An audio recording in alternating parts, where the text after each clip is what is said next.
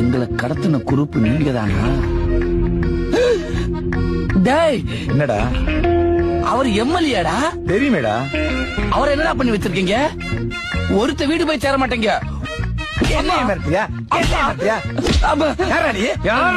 டேய் நிறுத்துடா. டேய் சக்கரை, இவன் கூட என்னடா பிரச்சனை? எதுக்கு அவன் உன்னை அடிக்கிறான் இருக்கும்போது? என்னடா உங்களுக்குள்ள தகராறு? அண்ணே, நீங்க வயசுக்கு வந்துட்டீங்க. எது? டேய் அவன் ஆம்பளடா. என்னடா உளர்ற?